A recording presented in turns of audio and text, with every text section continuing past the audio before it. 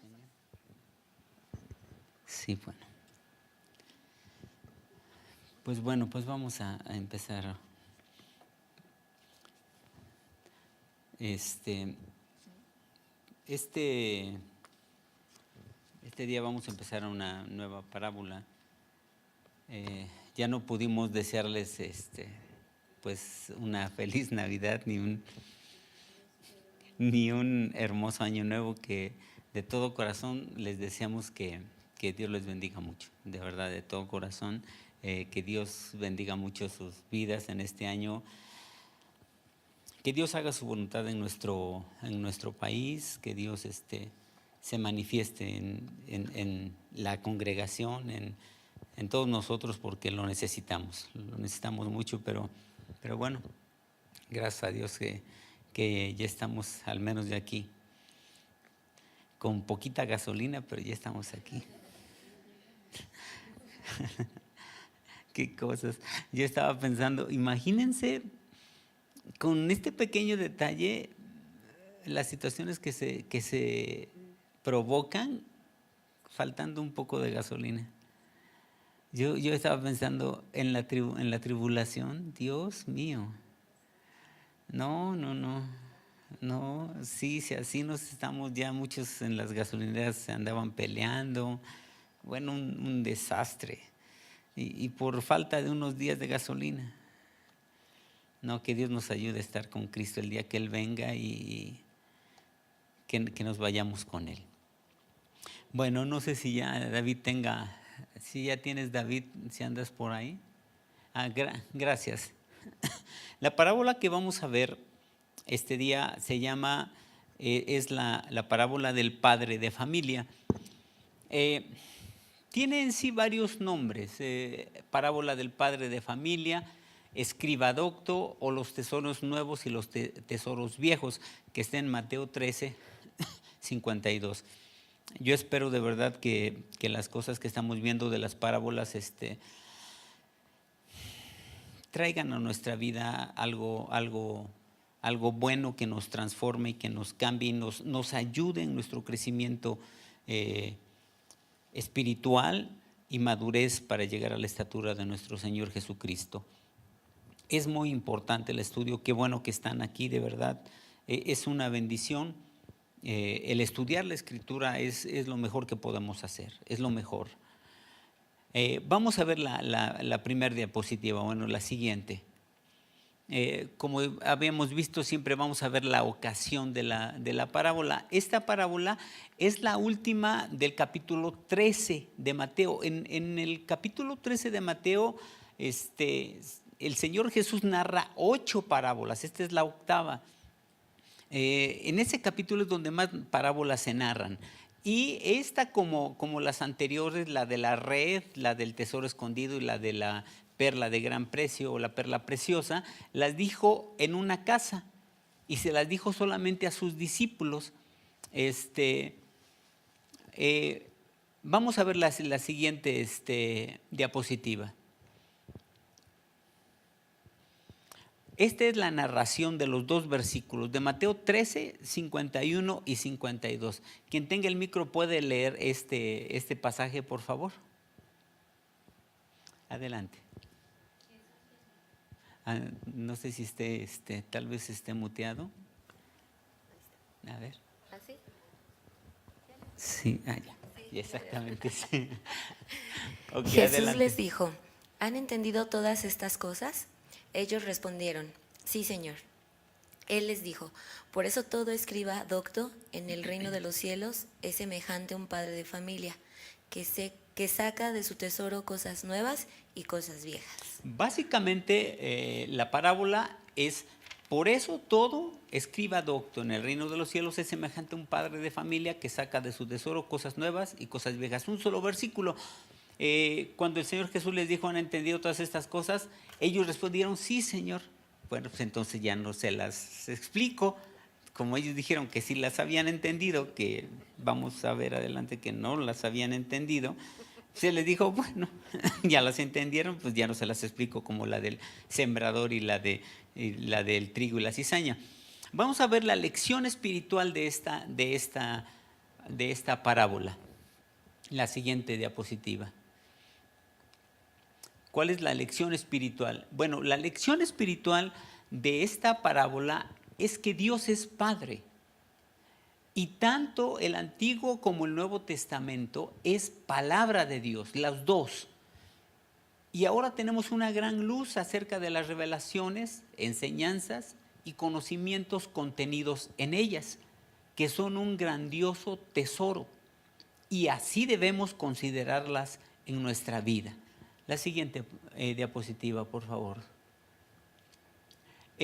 Estos son los 5 elementos significativos de la parábola. Si llegan a tener alguna duda, con todo gusto nos detenemos. Los 5 elementos significativos, los más trascendentes o los más notorios dentro de esta parábola son 5. Hay un escriba docto, todo escriba docto, hay un padre de familia, hay un tesoro, y este tesoro tiene cosas nuevas y cosas viejas. Esos son los 5 elementos significativos de la parábola. Vamos a ver la siguiente diapositiva. Esta es ya la interpretación. Vamos a ver cómo de un pequeño versículo, cuando podemos estudiar la Escritura, vamos a ver cómo el estudiar frase por frase o palabra por palabra de la parábola nos va a traer una enseñanza importante, aunque sea pequeña. Jesús les preguntó en primer lugar si habían entendido todas estas cosas. Obviamente se refería a lo que les estaba enseñando: la parábola de la perla preciosa, la parábola del tesoro escondido, la parábola de la red. Y como ellos dijeron que sí, no interpretó la parábola. Obviamente, como dice ahí abajito, no habían entendido lo que Jesús les había enseñado. Es muy claro. ¿Cuántos de ustedes, cuando les preguntan algo, entendieron? ¿Qué dicen? Sí. Ah, sí, claro, porque nadie quiere decir, no, pues como no, si no soy tan sonso para no entenderlo, ¿no? Claro que entiendo. Pero en realidad no la habían entendido, no habían entendido muchas cosas. Por ejemplo, recuerdan que en la parábola, por ejemplo, del tesoro escondido, que es Israel, dice ahí, todavía ni era escondido. ¿Cómo Jesús les va a decir, todo Israel me va a rechazar? Y muchísimos de Israel se van a condenar. ¿Cómo lo iban a entender los discípulos si ellos pensaban, Él es nuestro Salvador, todo nuestro pueblo va a ser salvo, Él viene con los judíos? De nosotros los gentiles, ellos ni por aquí les pasaba que la salvación se iba a extender a los judíos. No lo habían entendido, no podían entenderlo. La iglesia todavía no se había establecido, pero como Él les dijo, las entenderán después. Todas estas cosas, hay muchas cosas que Jesús hubiera querido decirles, pero sus corazones no estaban preparadas. Vamos a leer, muchas gracias David por poner ahí el versículo, Juan 16:12. Vamos a ver qué es lo que dice esta escritura de Juan 16:12. En un momento la pone David. Quien tenga el micro puede, por favor, leerle este pasaje. Aún tengo muchas cosas que deciros, pero ahora no las podéis sobrellevar. Fíjense cómo el Señor Jesús les dice, tengo muchas cosas que decirles. Quiero decirles muchas cosas, pero ahorita no las pueden sobrellevar, sería una carga que no pueden soportar. Quiero decirles muchas cosas, pero ahorita no las pueden sobrellevar. Imagínense que Jesús les dijera en ese momento, Israel va a ser condenado. Y muchísimos, la mayoría de este tiempo van a ser condenados, y los que van a ser salvos van a ser los gentiles. Imagínense lo que hubiera pasado por el corazón de los judíos. ¿Qué hubieran pensado? No lo hubieran entendido.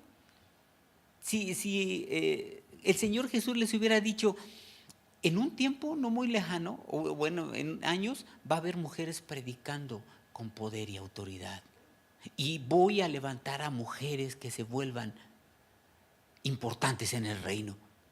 Si en ese tiempo las mujeres las tenían totalmente minimizadas, si lamentablemente hoy todavía hay algunos orangutanes por ahí que no han entendido que las mujeres son igual que el hombre.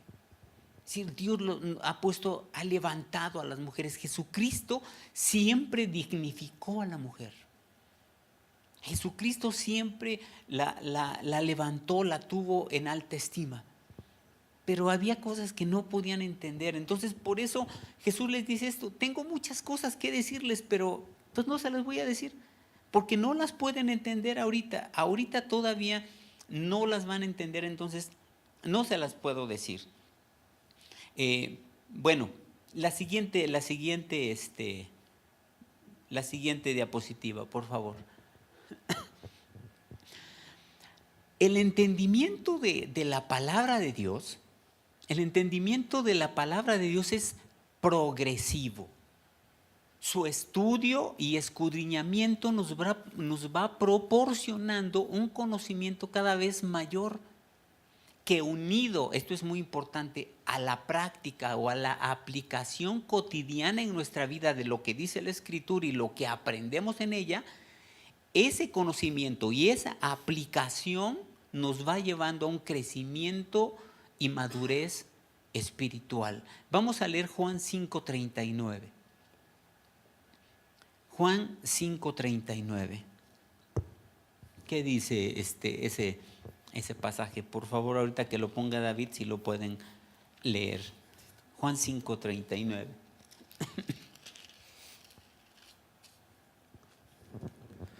Escudriñad las Escrituras, porque a vosotros os parece que en ellas tenéis la vida eterna, y ellas son las que dan testimonio de mí.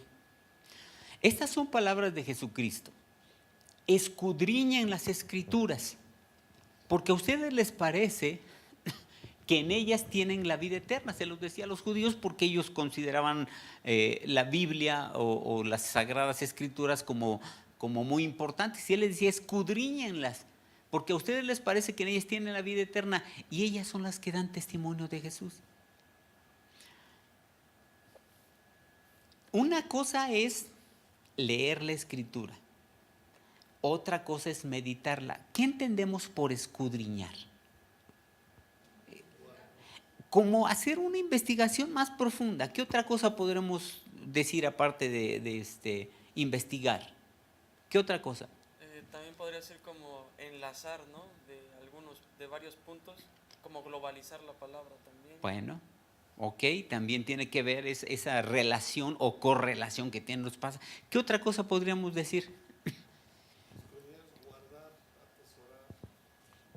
Bueno, sí, básicamente ponernos a buscar en la Escritura, por ejemplo, significados de las palabras. Investigar, escudriñar, buscar con mucho cuidado qué quiere decir Dios en su palabra. Por ejemplo, hay muchas palabras que muchas veces usamos con familiaridad, o al menos las hemos usado y no entendemos qué quiere decir. Por ejemplo, fidelidad. ¿Qué entendemos por fidelidad? ¿Qué es ser fiel? Honesto. Bueno, tiene algo que ver con la fidelidad. ¿Qué significa fidelidad?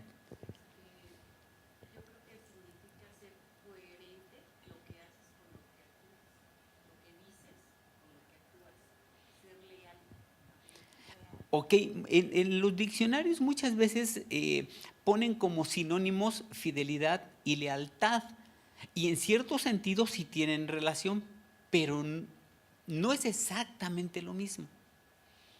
Por ejemplo, ¿qué es lealtad? Como decimos de los perros, son muy leales, porque nunca abandonan a su dueño. Eso es lealtad, aunque los maltraten. Han sacado ejemplos muy, muy impresionantes de cómo esos animalitos, aunque los maltraten, ahí están. Pero la fidelidad no. Alguien puede rápidamente buscar en el tumbaburros de Google. Adelante, ¿qué dice? La fidelidad es una noción en su nivel más abstracto, implica una conexión verdadera con una fuente. Su significado original está vinculado a la lealtad de una persona para con un señor o un rey y la atención al deber. La palabra fidelidad deriva de la palabra fidelitas, del latín, y su significado es servir a un Dios. Ok. Hay otro significado que es el más común. Ese está bien. Pero fidelidad, dice, es hacer con exactitud tus deberes o las tareas que se te han encomendado. Recuerdan que, bueno, yo creo que lo han leído en Mateo, creo que es capítulo 25, donde el Señor Jesús les da talentos a varios. Les da talentos.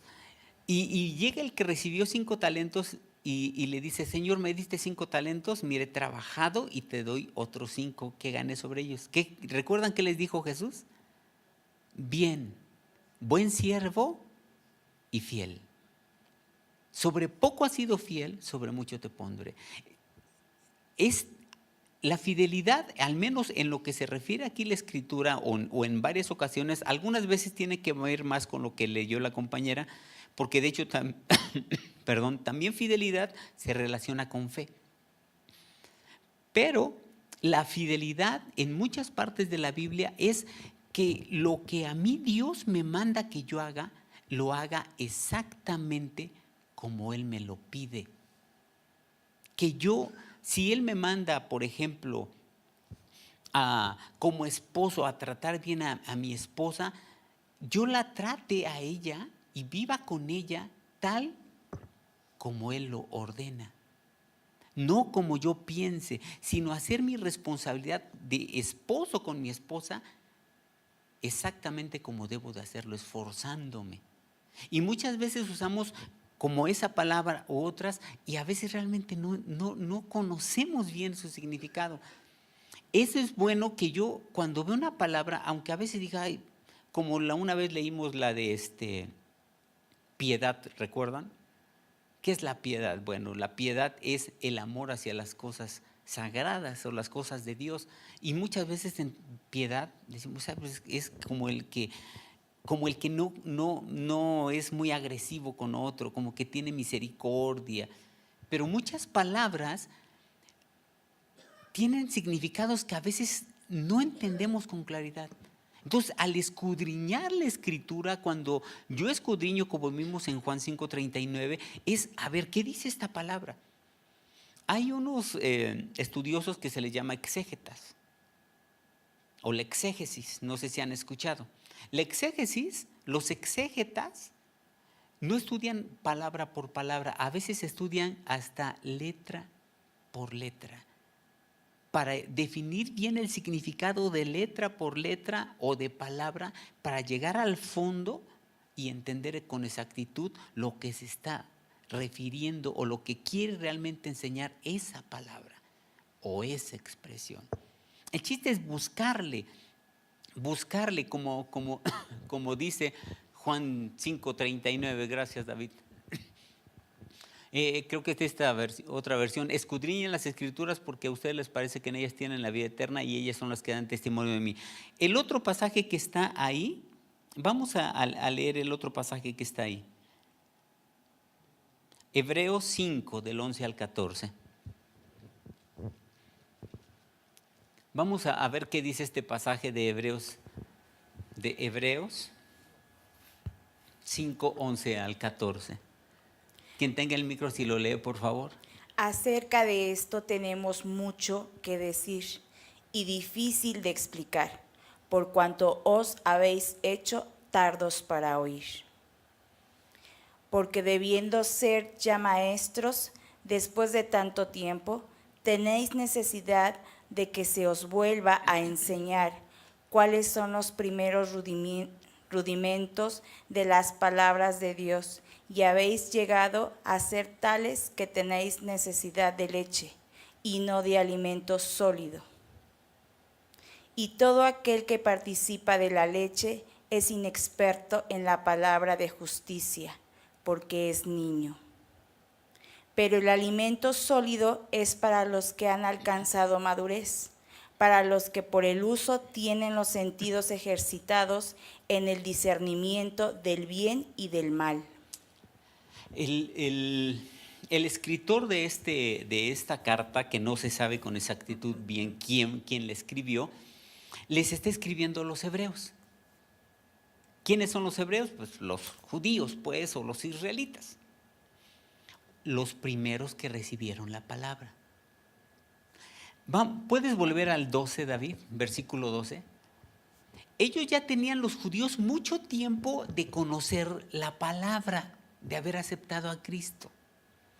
Ya tenían mucho tiempo, pero resulta que ellos no habían estudiado la Escritura. Y fíjense cómo les dice, porque debiendo ser ya maestros después de tanto tiempo, ustedes ya tienen mucho tiempo de conocer la palabra. Y dice, debían ser ya maestros después de tanto tiempo, pero no lo son. No lo digo por decirlo nada más, de verdad. Ustedes que están aquí y buscan aprender de Dios es lo mejor que pueden hacer. Para crecer en Dios, para madurar espiritualmente, no basta tener 20 años o 15 años, 5 años, 6 años y venir a la congregación y escuchar e irte sin estudiar o aprender. No basta, porque se queda uno como los hebreos, debiendo ya ser maestros después de 10 años, resulta que no saben nada. Resulta que casi no saben nada de Dios. ¿Por qué? Pues porque no estudiaron. ¿Qué pasa si un niño de 2, 3 años, bueno, de 5 años, que ya debe de estar en el kinder, o 6 años en la primaria, no entra? Llega a los 20 y no ha estudiado nada. ¿Cómo le diríamos? Pues burro, no sé. Oye, ¿cómo no? Tienes 20 años, tienes que saber. A los 20 años, ¿en qué escuela estaría o a qué nivel estaría? En la universidad tal vez no lo hubiera acabado, algunos ya casi la acaban, 21, 22 años, pero ya debería estar en la universidad, debiendo ya estar en la universidad, porque no quisieron estudiar, a veces no saben ni leer. En el cristianismo es lo mismo. Dios espera que tú y yo leamos su palabra, le busquemos aprender. Por eso, de verdad, el hecho de que ustedes vengan a escuchar qué significa lo que Dios dice, qué es lo que enseña y que lean la Escritura, eso es vital para sus vidas. Porque si no, se quedan como los hebreos. Después dice, debiendo ser ya maestros después de tanto tiempo, tienen necesidad de que se les vuelva a enseñar cuáles son lo básico, los primeros rudimentos de las palabras de Dios, y han llegado a ser tales que tienen necesidad de leche. ¿Quiénes toman leche? Bueno, también luego todavía ya tomamos leche ya cuando, pero básicamente un bebé. De verdad, digo, no lo digo por decirlo, pero qué bueno que viene. Qué bueno que dicen, voy a aprender algo, quiero aprender algo más de Dios. Para Dios eso nos ayuda. Eso va a ser, aunque tal vez a veces no lo veas en un día o en meses, pero con los años tú te vas a dar cuenta que el estudio de la palabra de Dios va a fortalecer tu vida espiritual. Amén. Y te va a llevar a un nivel de conocimiento y madurez en Dios más alto. Entonces, qué bueno que estamos aquí. Tenemos que estudiar la palabra, porque si no nos quedamos como niños. Nos quedamos sin crecer y como vimos algunas partes de la Escritura, si no crecemos, hay gente que nos va a poder manipular. Porque tenemos 10 años o 15 años de cristianos, pero no sabemos. Y llega uno que medio sabe o sabe mal y nos anda engañando porque no sabemos. Es vital estudiar la Escritura, estudiar de Dios, aprender de Él, y eso nos va a llevar a un conocimiento mucho más alto, a un mejor nivel para aprender de Dios. Vamos a ver la siguiente diapositiva. Vamos a ver ya el primer, el primer elemento significativo, que es el escriba docto. Dice, el escriba docto representa a pastores, maestros o líderes, no ponemos ahí todos, pero básicamente los que tienen una autoridad dentro de la congregación o dentro de una iglesia. Representa a pastores, maestros, líderes, doctos. ¿Qué es docto? Básicamente lo que dice ahí, que poseen mucho conocimiento adquirido a través del estudio, también de la práctica, de la experiencia. Eso es docto. Y que comparte, ese escriba docto o ese pastor que debe ser docto o maestro tiene que ser docto, comparte nuevas enseñanzas recibidas por Dios, pero también enseñanzas fundamentales, enseñanzas que tal vez tú dices, eso ya me lo dijeron, pero también es bueno volver a escuchar enseñanzas que han sido fundamentales para lograr un crecimiento equilibrado en el desarrollo espiritual. Vamos a leer Filipenses 3:1. Dice ahí, bueno, adelante por favor quien tenga el micro. Por lo demás, hermanos, gozaos en el Señor. A mí no me es molesto el escribiros las mismas cosas, y para vosotros es seguro. Bueno, como ahí dice el apóstol Pablo, cuando está diciendo por lo demás, hermanos, dice, gócense en el Señor. A mí no me es molesto escribirles las mismas cosas y para ustedes es seguro. ¿Qué está diciendo? Les está diciendo, les estoy repitiendo cosas, pero para mí no es molesto. ¿Por qué para ustedes es seguro? Parte para que sí lo entiendan, pero para que vean que no hay cambios. Que no de repente enseño que, por ejemplo, que la salvación es por fe. A veces enseño así, pero después, pero es que mira, la salvación también es por obras. No hay cambio. Cuando Dios revela una palabra, no hay cambio. Cuando la doctrina es de Dios, no hay cambio, porque Dios no cambia. ¿Cuándo hay cambios? La verdad, cuando el que enseña lo entendió humanamente. Y después cuando se da cuenta, creo que no era así, entonces cambio. Cuando Dios enseña algo, no hay cambio. Por eso dice, para mí no es molesto repetirles las mismas cosas. Ustedes ya las escucharon, se las estoy repitiendo, pero eso para ustedes es seguro. Es seguro porque ustedes se van a dar cuenta de que yo no estoy cambiando. Lo mismo que les dije hace un año, es la misma doctrina que hoy se las vuelvo a decir, y eso se les va a quedar más grabado. No hay cambios. No debemos estar cambiando las cosas, porque Dios no cambia. La Escritura enseña que Él no cambia. El Señor no cambia. Pero hay otro pasaje que quiero que leamos. Primera de Timoteo, capítulo 3. Primera epístola de Timoteo, capítulo 3, hablando de el escriba docto. Primera de Timoteo, capítulo 3, vamos a ver, aquí desde el versículo 1 está hablando acerca de los requisitos que necesita tener un obispo, un pastor. Vamos a leer capítulo 3, vamos a leer del versículo por ejemplo, del 3 al 6. Del 3 al 6, por favor, David, 1 Timoteo. Adelante, quien tenga el micro.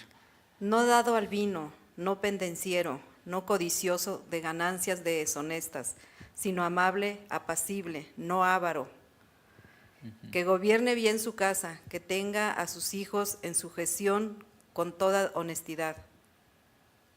Pues el que no sabe gobernar su propia casa, ¿cómo cuidará de la iglesia de Dios? No un neófito, no sea que envaneciéndose caiga en la condenación del diablo. El escriba docto, que representa a un pastor, a un líder, a un maestro, tiene que ser docto. Es necesario. Si viéramos todos los requisitos de aquí del obispo, el que anhela obispado, buena obra desea. Digo esto sin buscar ofender a, bueno, no me escuchan los pastores que por ahí, ¿no? Pero la verdad es que muchos no cumplirían esto. Si a los pastores que están en México o aquí en la ciudad, les pusiéramos como regla los requisitos que aquí pide Primera de Timoteo 3, desde el 2 al 7, muchos no lo cumplen. Pero pues ahí están. Pero al menos necesitan ser personas, como dice el versículo el 6, no un neófito. No sea que envaneciéndose caiga en la condenación del diablo. En otras palabras diríamos, no un neófito, no sea que se sube a su tabique y se marea. ¿Qué es un neófito? Se toma como ignorante. Bueno, tiene que ver con la ignorancia. Sí, en un neófito se toma como que es un ignorante. No precisamente es sí es un ignorante, pero no nada más por ser ignorante. Como que está medio trabalenguas, ¿no? Neófito viene de dos palabras griegas, que es neo y filos. Neófito. Neo significa nuevo. Y ya por lógica, ¿qué significa? O alguien que sepa qué es filos. ¿Alguien sabrá?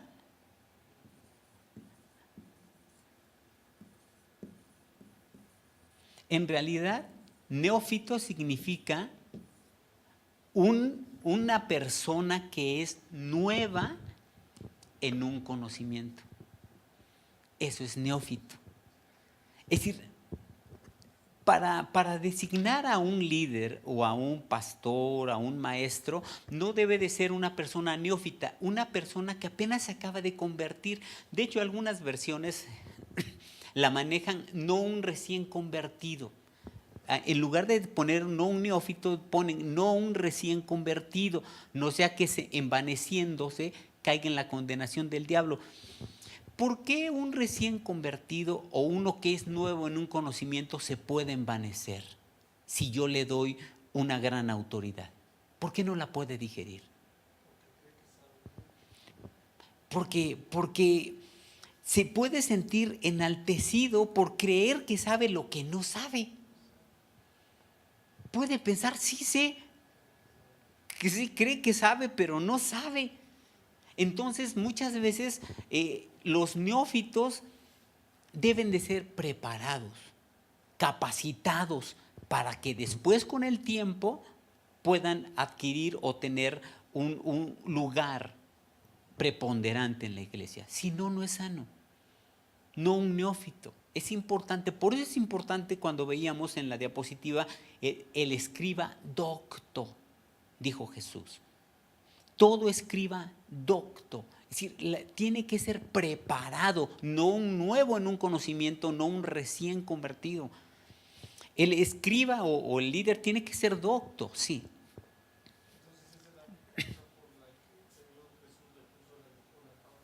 ¿Le puso qué? Para que no se envaneciera. Y él no era indocto, no era un neófito.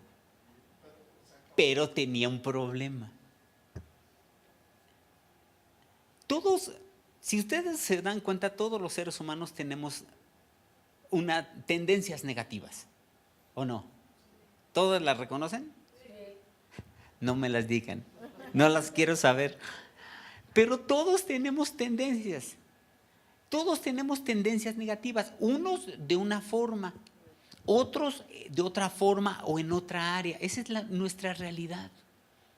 Pablo tenía esa tendencia porque él sabía impresionantemente. Es decir, la revelación que dio Pablo fue impresionante. Es decir, bueno, nos bailaría a todos, pero así horrible. Sabía exageradamente, pero eso que sabía tenía la tendencia, no, pues, yo el gran Pablo. Sí, exactamente. Si leemos, por ejemplo, Romanos, eso nos damos cuenta de que tenía esa tendencia a engrandecerse. Pablo tenía esa tendencia. Por eso tenía ese problema en su vida de querer engrandecerse y le fue dado, dice la Escritura, un aguijón para que no se engrandeciera. Pero en sí, el escriba, vamos a regresar a la diapositiva, el escriba docto representa a pastores. Los pastores, digo esto con todo respeto, aunque digo, no lo digo por ofender a alguien. Yo he conocido pastores que no saben mucho. En el Instituto Bíblico hemos tenido pastores, muchos pastores. En el Instituto Bíblico van pastores, ya son pastores y apenas están tomando un instituto bíblico. Y la verdad, en algunas ocasiones nos damos cuenta de que les hace falta, pues. Les hace falta ser doctos. Pero bueno, ya están ahí por alguna razón, tal vez Dios en su misericordia, y que se preparen, ¿no? Pero es vital que el pastor o el maestro sea docto, porque cuando yo me capacito en Dios y crezco en Dios, yo no me envanezco como un neófito. Bueno, o en teoría, hay unos que sí. En teoría no se deben envanecer, o ninguno de nosotros, pero pues lamentablemente algunas veces sí se envanecen. La siguiente diapositiva, David, por favor.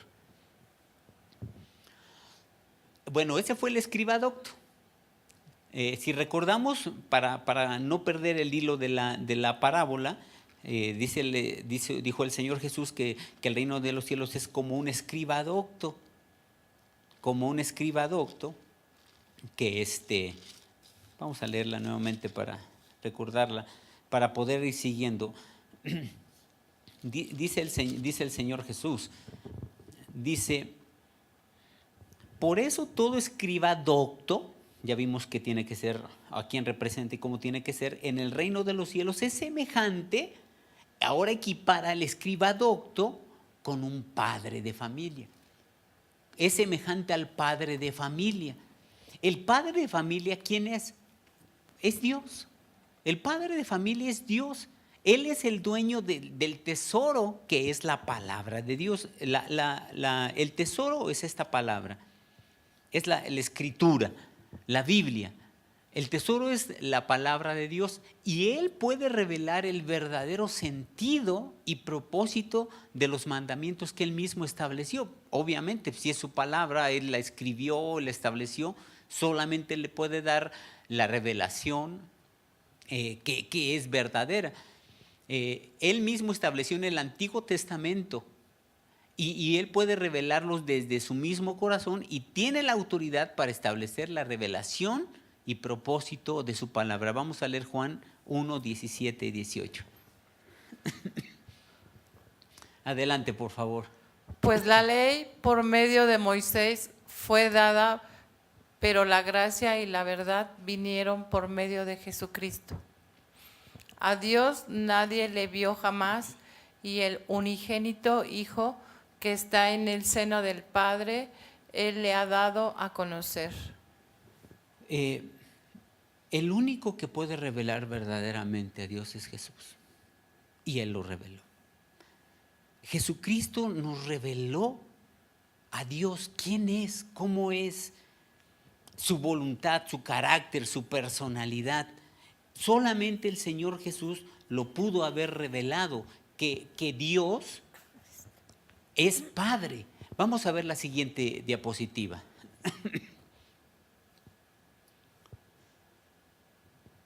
El tesoro. Bueno, sí, es antes. Sí, gracias, David. Bueno, ahora, Dios es Padre. Como buen padre le enseña a sus hijos las verdades de su palabra para que crezcan en el conocimiento de Él, para que alcancen la madurez espiritual y lleguen a la estatura de Jesucristo. ¿Cómo nos las enseña? ¿Cómo nos enseña esas verdades de su palabra? Vamos a leer Juan 14, 25 y 26. Adelante, por favor. ¿Quién tenga el micro? ¿Alguien por ahí lo tiene? Adelante, por favor. Os he dicho estas cosas estando con vosotros. Mas el Consolador, el Espíritu Santo, a quien el Padre enviará en mi nombre, Él os enseñará todas las cosas y os recordará todo lo que yo os he dicho. Hay un solo maestro, no hay más. ¿Por qué hay tantas enseñanzas tan diferentes en el cristianismo? Porque las hay. Hay muchas vertientes o hay muchas diferencias en el cristianismo. ¿Por qué las hay? Porque muchas veces las personas o los hombres quieren entender la Escritura a su forma. Hay un solo maestro y es el Espíritu de Dios. El problema es que a veces cuando yo no entiendo algo, no quiero esperarme hasta que el Espíritu de Dios me lo revele, sino, no, yo lo puedo entender. Y por eso muchas veces hay tantas malinterpretaciones en la Escritura. Porque no esperamos que el Maestro, que es el Espíritu de Dios, el Espíritu Santo, a quien Él enviará en mi nombre, Él les enseñará todas las cosas. No un hombre. Él nos tiene que enseñar a nosotros y a su vez nosotros podemos transmitirlas. Si no, no es así. Lamentablemente por eso hay tantas variaciones, tantas diferencias, pero hay un solo maestro y el único que puede enseñar es el Espíritu de Dios. Bueno, vamos a ver la siguiente diapositiva.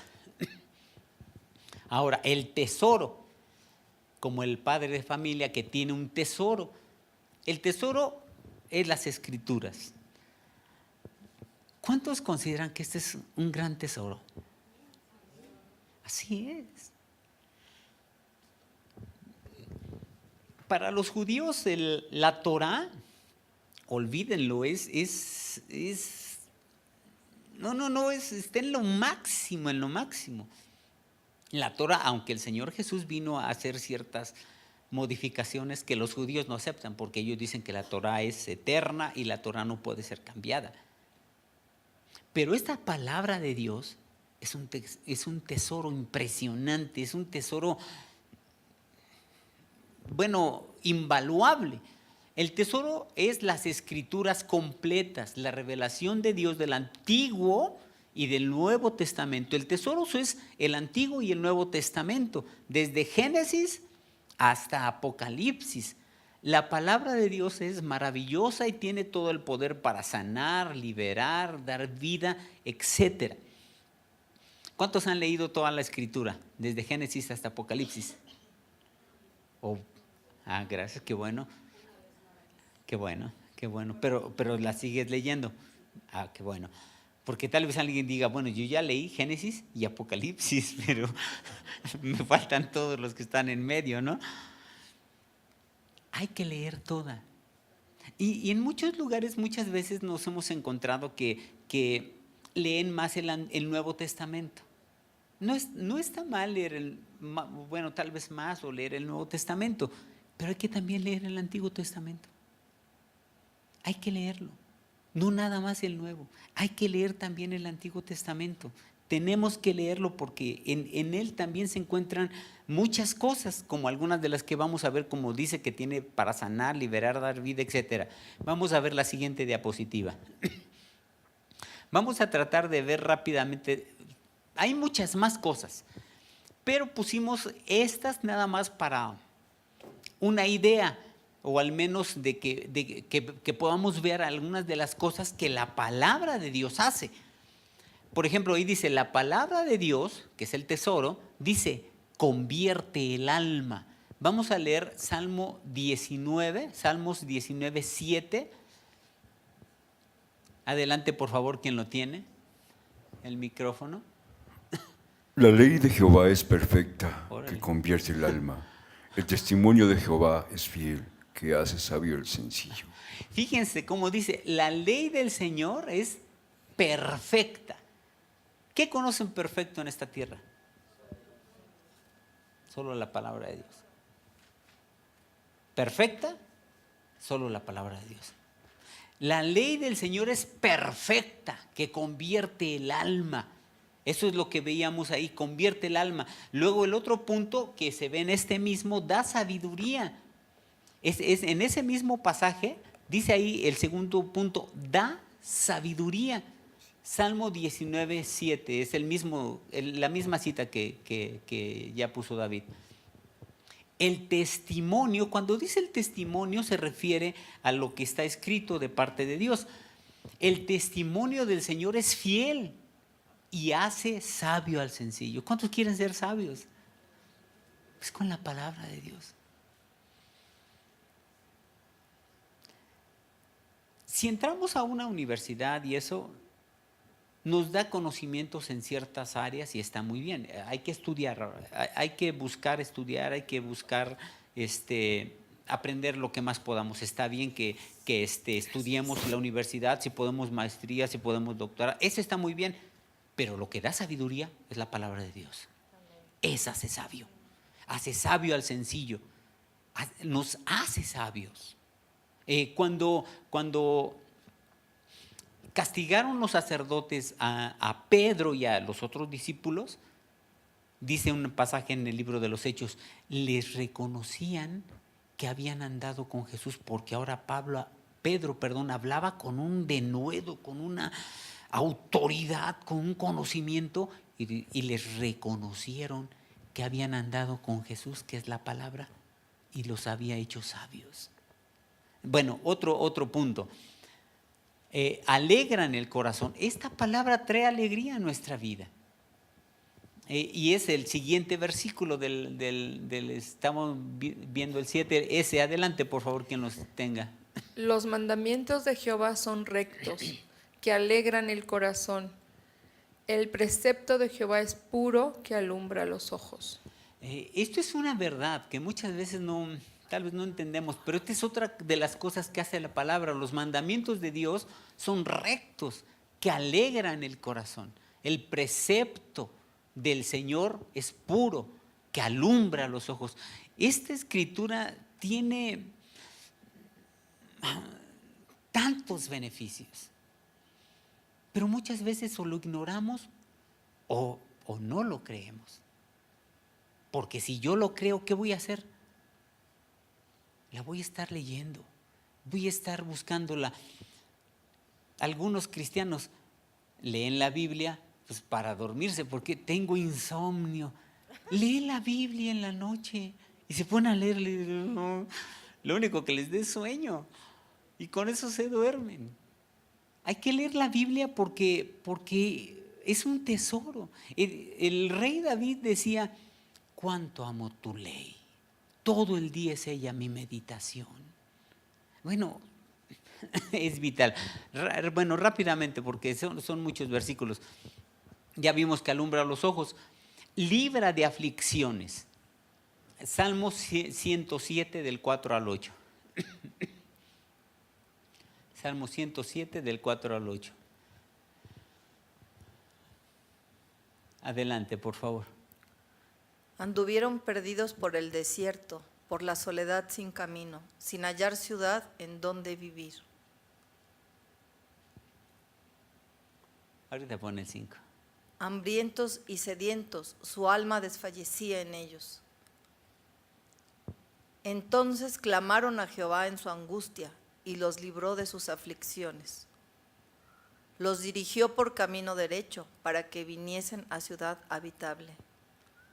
Alaben la misericordia de Jehová y sus maravillas para con los hijos de los hombres. ¿Con qué los liberó? ¿Con qué los ayudó? Con la palabra. Con la palabra de Dios, con su palabra. Es un tesoro. El siguiente punto rápidamente para sana. Primero lo libró de sus aflicciones, dice, le envió su palabra y los libró de las aflicciones. La palabra de Dios tiene la capacidad de sanar. Salmo 107 del 17 al 21, el mismo salmo pero un poquito adelante. Adelante, por favor. Fueron afligidos los insensatos a causa del camino de su rebelión y a causa de sus maldades. Su alma abominó todo alimento y llegaron hasta las puertas de la muerte. Pero clamaron a Jehová en su angustia y los libró de sus aflicciones. Envió su palabra y los sanó y los libró de su ruina. Como que a veces no entendemos, ¿cómo que envió su palabra y lo sanó? Hay cosas que necesitamos, es por fe. La palabra de Dios me puede sanar. De hecho, está escrito en Isaías 53, ciertamente llevó Él nuestras enfermedades. ¿Quién es Él? Jesús. Y Jesús es la palabra de Dios. Envió su palabra y los sanó. No sé, yo pienso que muy seguramente algunos de ustedes han recibido aquí alguna de parte de Dios cuando han orado por ustedes. ¿Alguien ha sido sanado de alguna enfermedad? Qué bueno. ¿Alguien más o nada más?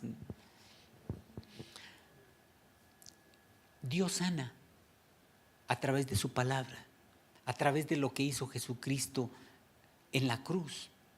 A mí en varias ocasiones Dios me ha sanado sin tomar medicina. Y de cosas que, digo, hay cosas que dices, pues sí, dio una gripe, ¿no? Te dio gripe y no tomaste y ya te sanaste. Pues ese no fue Dios, te sanas. No, de cosas que incluso una vez el médico me dijo, si no te tratas esto, te mueres. Y yo le dije, pues no me lo trato. Porque yo creo que Dios me puede sanar. Yo empezaba, tenía muy poco tiempo, pero yo dije, si Dios lo dice, Dios es verdad. Entonces Dios me puede sanar. Y le creí a Dios, oré a Él y Dios me sanó.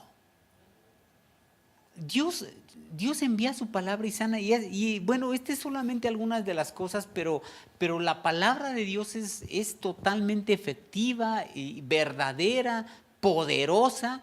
Bueno, el último punto para no leer, yo creo que ustedes han escuchado más que la palabra de Dios como martillo que quebranta la roca, no vuelve vacía, hace lo que Él quiere. Hay muchas más cosas que Él hace la palabra, pero vamos a ver la última.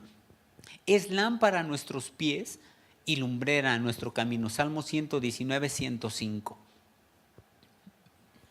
Lámpara es a mis pies tu palabra y lumbrera a mi camino.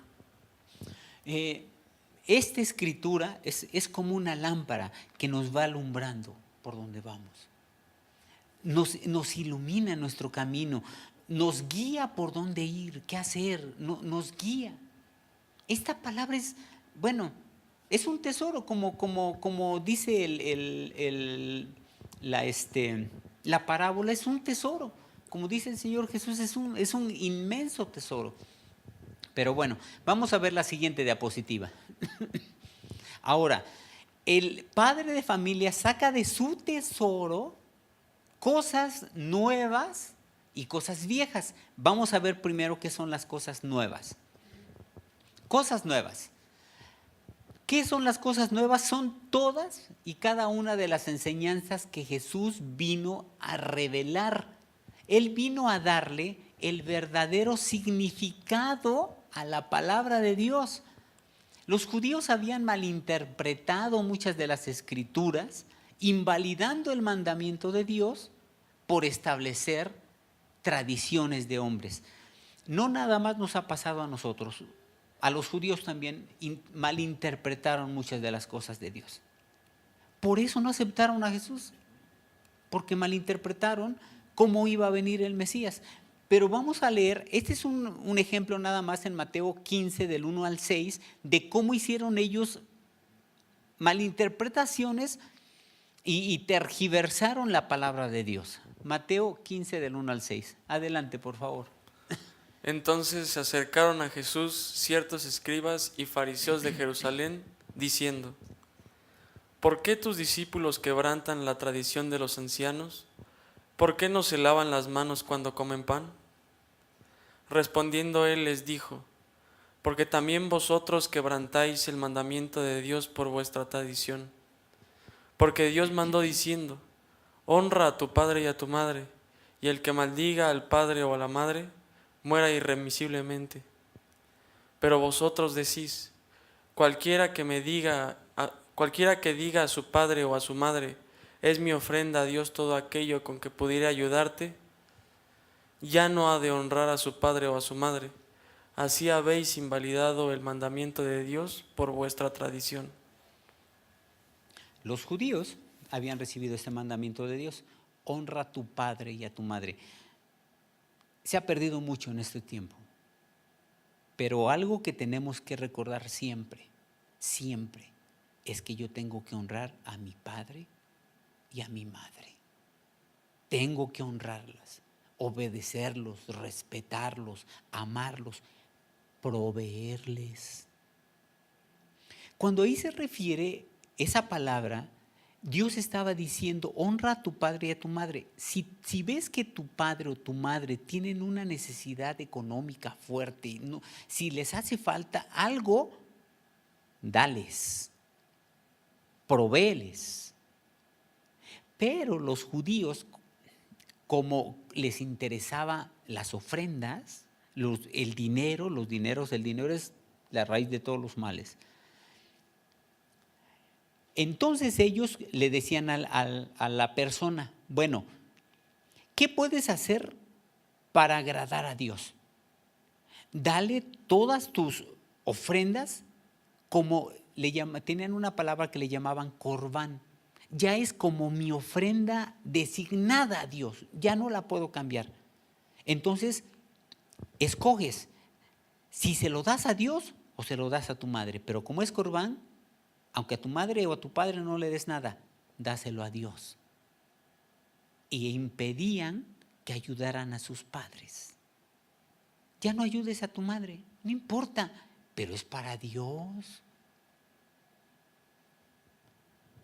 Lamentablemente, muchos judíos en aquel tiempo no les importaba si el hijo desamparaba a su madre o a su padre, con tal de que dieran la ofrenda a Dios, pero el que se la gastaba era el sacerdote.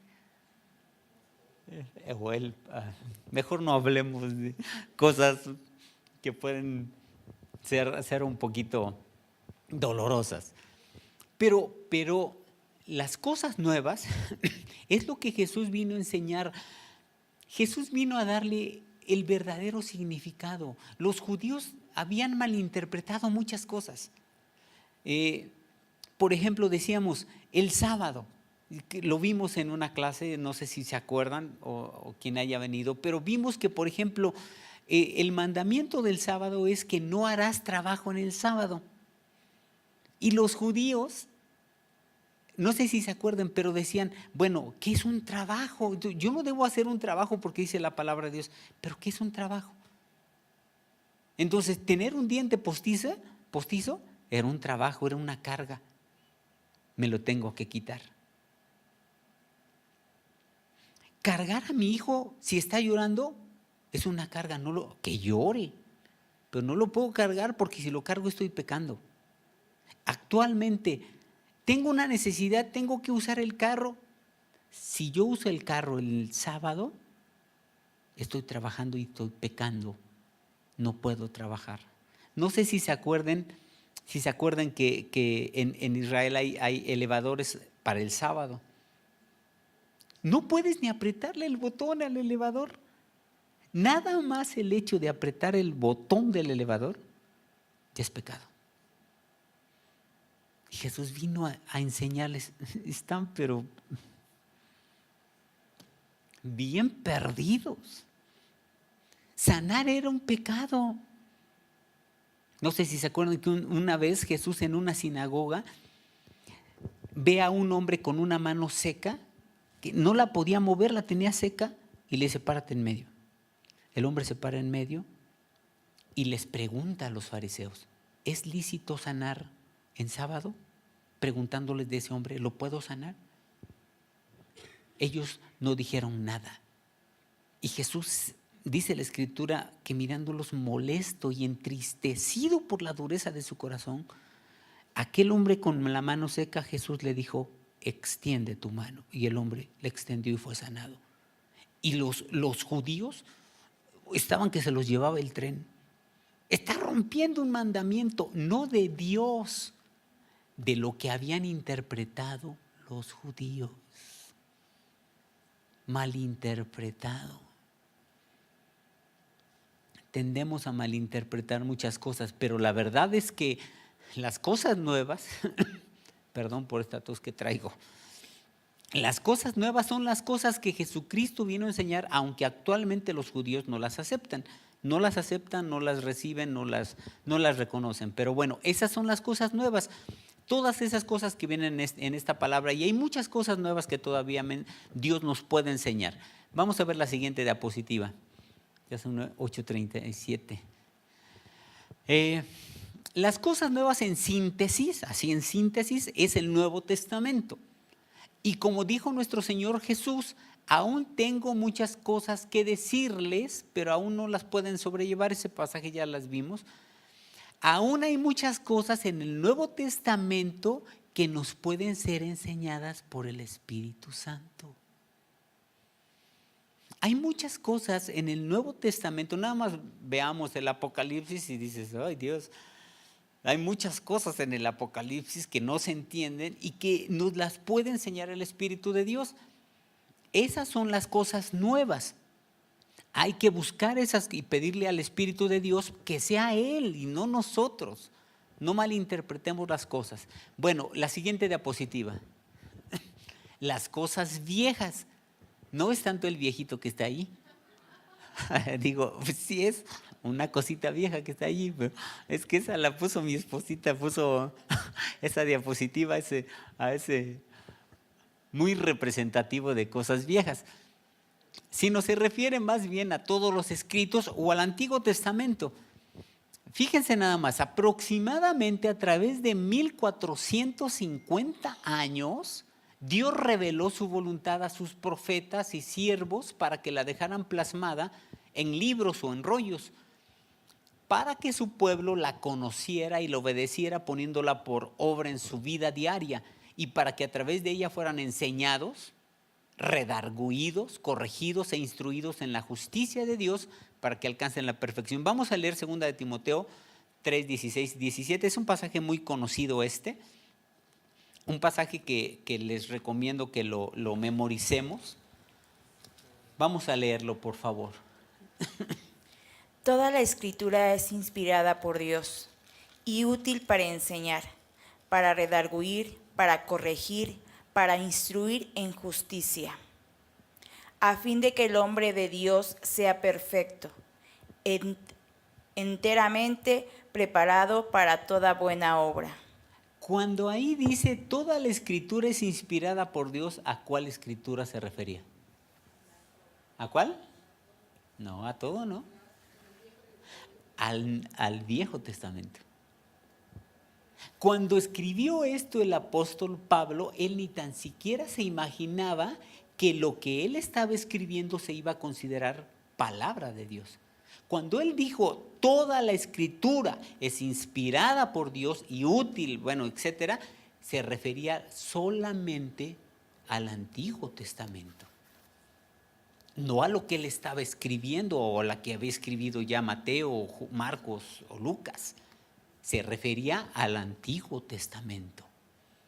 El Antiguo Testamento es un tesoro, es un verdadero tesoro. Vamos a ver la siguiente diapositiva para que nos dé tiempo, no se nos vaya a ir el tiempo. Bueno, básicamente, ¿cuáles son las cosas viejas? El Antiguo Testamento es la compilación de todas las profecías, mandamientos y enseñanzas que Dios le dio a su pueblo antes de que naciera su Hijo amado. De hecho, el Nuevo Testamento está constituido por las revelaciones que tanto Jesucristo como los apóstoles plasmaron en él, y aún contiene muchísimas revelaciones en espera de que Dios las muestre o nos las enseñe. El Nuevo Testamento fue sacado en su mayor parte del Antiguo Testamento.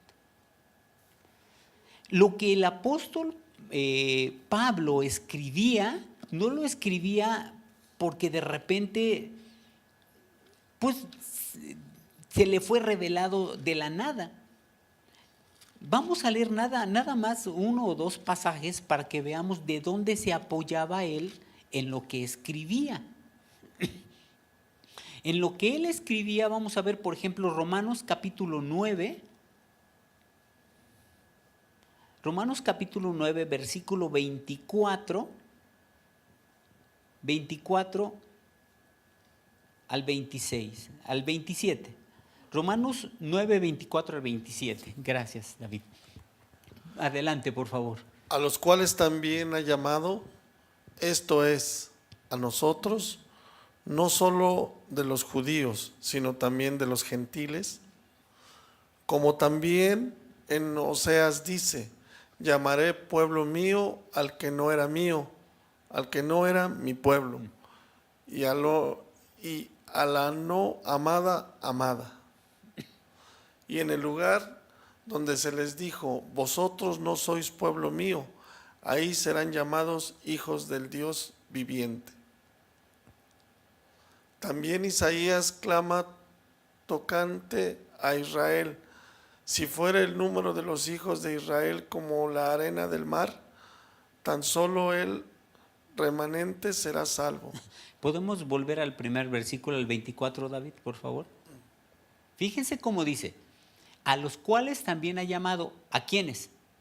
A nosotros, a todos los que en ese momento estamos, a los que hoy estamos aquí.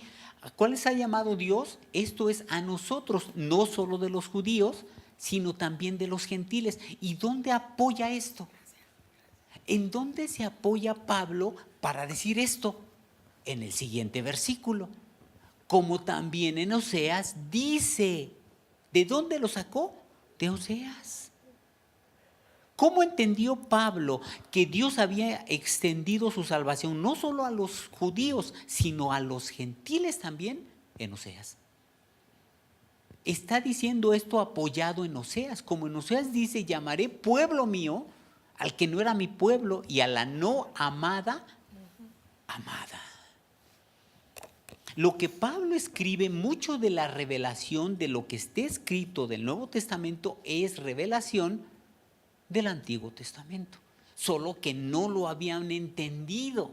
Los judíos hasta el día de hoy no lo han entendido, de que la salvación no nada más es para ellos.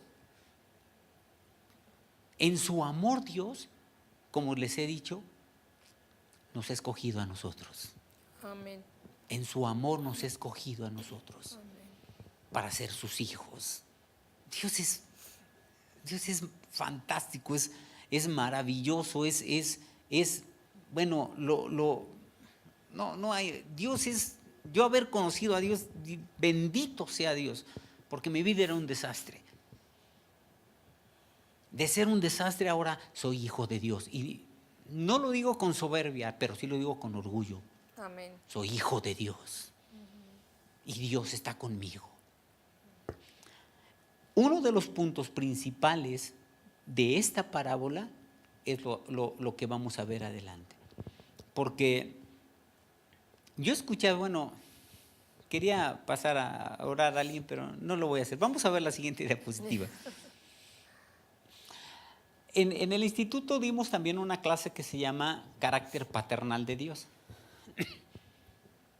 En un ejercicio que hacíamos a personas que le están estudiando el instituto, que ya tienen años de conocimiento, los pasábamos al frente. Haz una oración, lo que se te ocurra, orar a Dios, ora. ¿Para qué lo hacíamos? Cuando muchos de los que iban a orar empezaban a orar, Dios Todopoderoso, te alabamos, Señor, te bendecimos y contabilizábamos. ¿Cuántas veces dijo Señor? ¿Cuántas veces dijo Dios? ¿Cuántas veces dijo Padre? Y nos encontrábamos la mayoría de las veces que, por ejemplo, en una oración de 2 minutos decía 8 veces Dios, 6 veces Señor, y por ahí una vez decía Padre.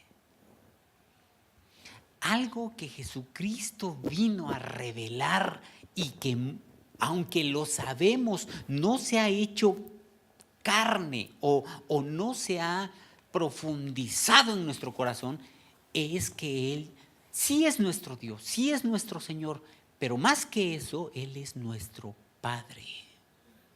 Él es nuestro Padre. No está mal si tú, no vamos a caer en una actitud, si le dices Dios estás mal. No, pero algo de lo más importante es que Dios es Padre.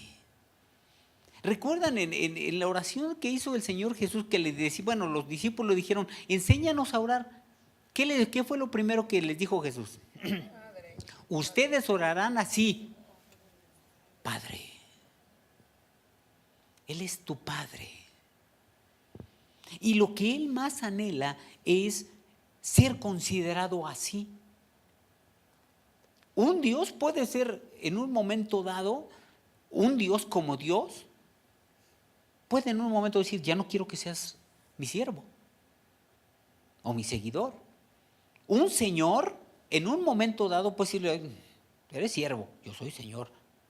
Pero un Padre, jamás. Bueno, en este mundo sí, lamentablemente.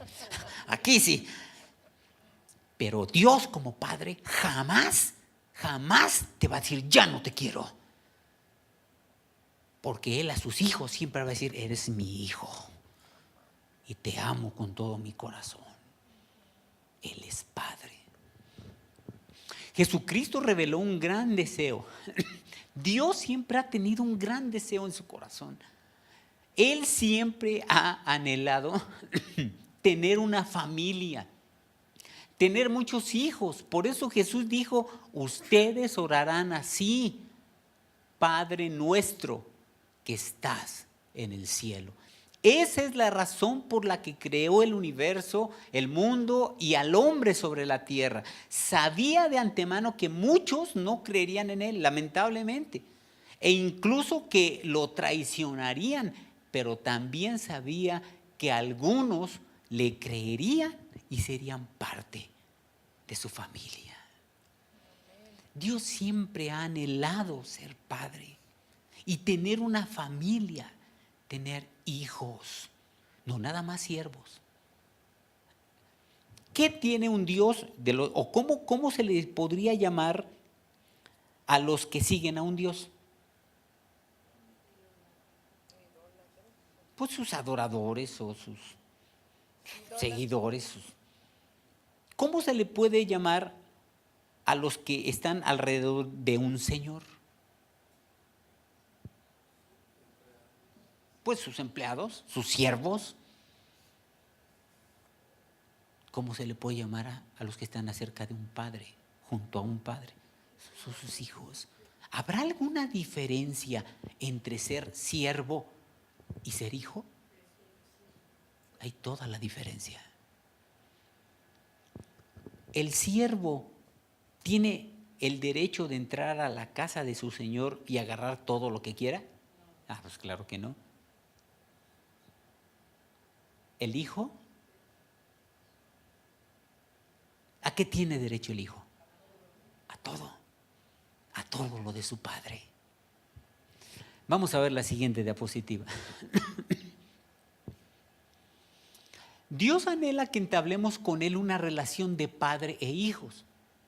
con todo lo inherente a esa relación: amor, respeto, comunicación, intimidad, etcétera. Lamentablemente, muchos cristianos tienen problemas para entablar esa relación con Dios porque su relación con su Padre terrenal es o fue difícil, y piensan inconscientemente que Dios es como su Padre terrenal y los va a tratar de la misma manera. Hay personas que lamentablemente tuvieron algún padre terrenal que fue imperfecto o muy imperfecto. Entonces,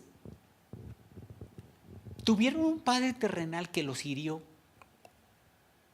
que a veces los menospreció, muchas cosas feas. Y a veces piensan que como fue su padre terrenal, así va a ser Dios. Y les cuesta trabajo ver a Dios porque dicen, no, es que, no, ¿qué tal si Dios me trata igual como mi padre terrenal? Lo relacionan, pero no hay ninguna relación. Es verdad, hay padres que lamentablemente, o madres, que lamentablemente no fueron buenos padres o no son buenos padres, pero hay algo que nos tiene que quedar claro en el corazón: Dios sí es buen padre. Tenemos que aprender a ver a Dios no como Dios o como Señor, que no está mal si lo hacemos, pero lo principal que tenemos que ver a Dios es como Padre, mi Padre. Y cuando oremos, hay que orar Padre, Padre, Padre, en todo momento Padre. Jesucristo siempre que se dirigió a Dios le dijo Padre. Solamente una vez le dijo Dios mío. Cuando en la cruz todos los pecados del mundo estaban siendo puestos sobre él y Dios lo abandonó, fue la única vez cuando Jesucristo, en lugar de decirle Padre, le dijo Dios mío, ¿por qué me has desamparado? Pero siempre en otras oraciones le decía Padre, Padre. Tú y yo tenemos que aprender, tenemos que separar, como en esa diapositiva o en esa imagen que vemos, que hay padres que han sido o fueron, ojalá ya no tengas un padre así, o no haya sido así, pero hay padres que lamentablemente no hay que juzgar a los padres, porque pues ya lo que fueron o no, hay que perdonar y orar por ellos y conocer a Dios como Padre y aceptarlo como Padre. Eso es vital en la vida cristiana. Vamos a ver la siguiente diapositiva. Conceptos erróneos de Dios como Padre. Como les decía, por esta relación imperfecta o esta relación dañada que muchas veces mantenemos con nuestros padres, podemos tener al menos estos conceptos que nos impiden o nos afectan en nuestra relación con Dios como Padre. En primer lugar, el primer concepto equivocado es el equivocado respeto a Dios o irreverencia a Dios como Padre. No sé si todavía a alguno le haya tocado de el tiempo en el que al papá no le hablabas no de hola papá, sino le hablaban de usted. ¿Alguien le tocó todavía? Ya no, qué bueno, alguien todavía. De usted, sí, así es, en tu mamá sí le tocó, a muchos así les tocó, cuando se acercaban a su papá o a su mamá, no le decían, oye, papá, o no, ¿cómo está usted? O padre, o hasta a veces hasta de señor, o le besaban la mano, luego ni se la había lavado.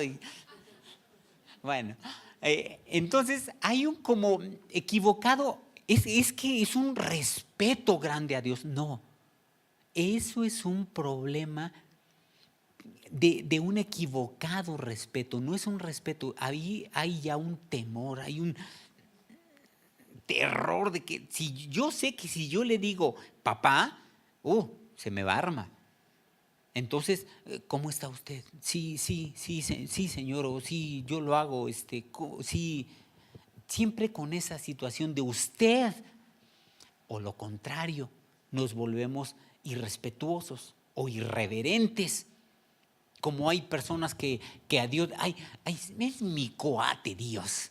¿Qué onda Dios? ¿Qué onda? ¿Qué te traes? Es mi cuate. Algo que nunca debemos perder de vista, Dios es bueno, es misericordioso, pero es el Dios del universo. Es nuestro Padre, sí, y hay intimidad y hay bondad en todo eso, pero es.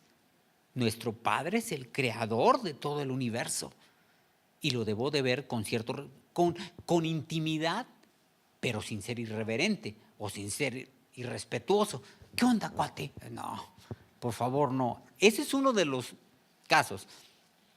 El equivocado concepto del temor de Dios. ¿Qué es el temor de Dios? ¿Qué es temor de Dios?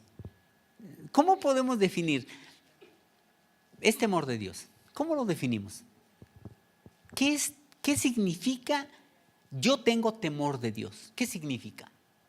¿Qué se les viene a la mente o qué se les ocurre decir que sea lo correcto, la correcta definición de el temor de Dios? Ok, muchos lo toman así, ¿sí?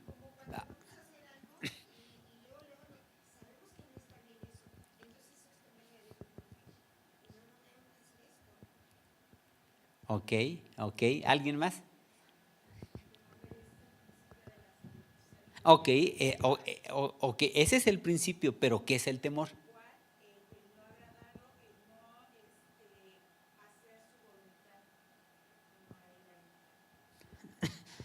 Bueno, hay muchos conceptos que no son claros, como yo les decía, hay que buscar qué es el temor de Dios. ¿Cómo puedo decir yo si le temo a Dios? El temor de Dios sí incluye ese temor, sí, pero no es el principal. El temor sí, porque Él es Dios y yo les aseguro que si Dios se manifestara ahorita aquí, al menos visiblemente, no, salimos de aquí hechos la mocha, ¿no? Pero el temor de Dios es un reverente respeto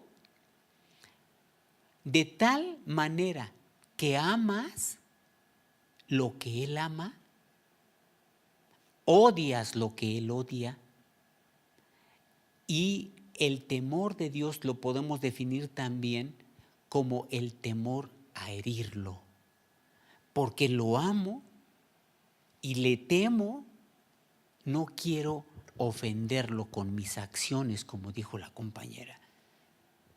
Voy a hacer algo malo. Digo, no, porque yo sé que eso a Dios no le agrada. No lo hago. Eso es tener temor de Dios. Aunque sí incluye. Si yo veo a Dios, no. Yo soy el primero que salgo por aquí en medio. Pero ese es el temor de Dios. El equivocado temor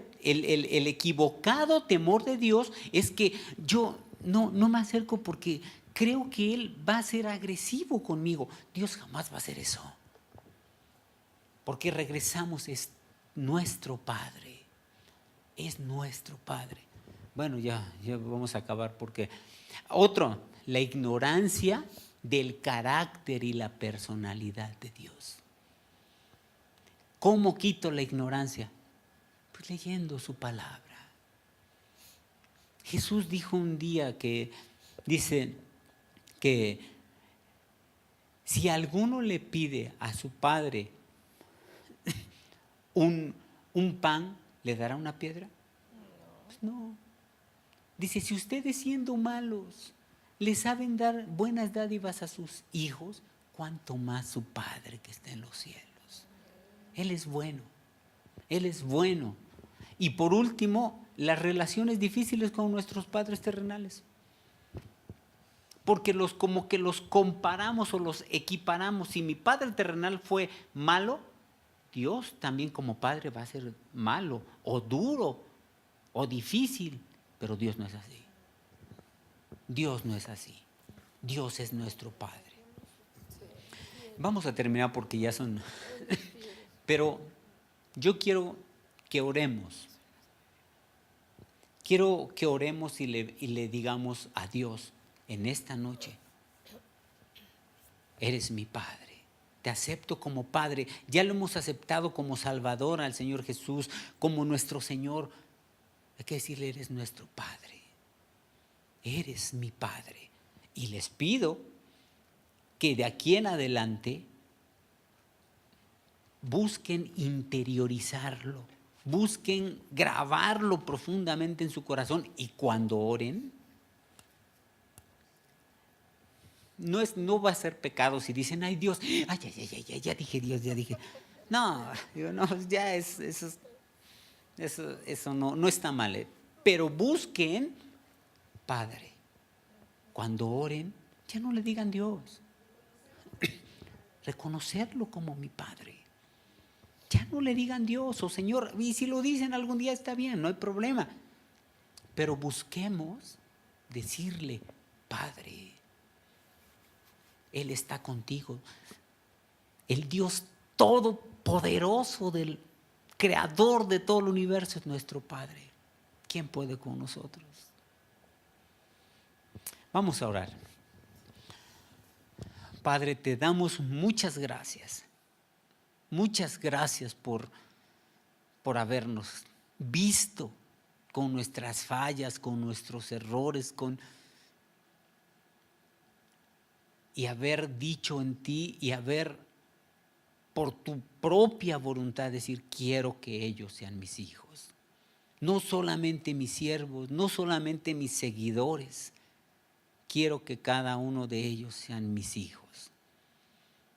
Muchas gracias, Padre, porque tú eres el creador de todo el universo, de todo lo que existe, estrellas, galaxias, este planeta, nuestras vidas.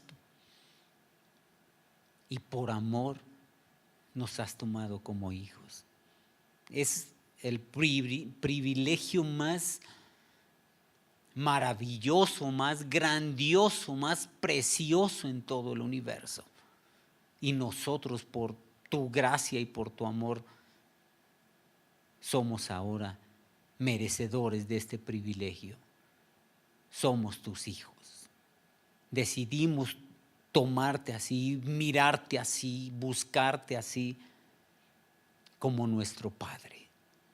Muchas gracias por ser nuestro Padre. Y como está escrito, por tu Espíritu Santo podemos decir: Abba, Padre. Abba, Padre, Padre nuestro, nuestro Padre. Muchas gracias. En el nombre de Jesucristo, muchas gracias por ser nuestro Padre. Amén. Bueno, pues ojalá se acuerden, y si no se acuerdan cuando oren no hay ningún problema. Pero Dios es nuestro Padre.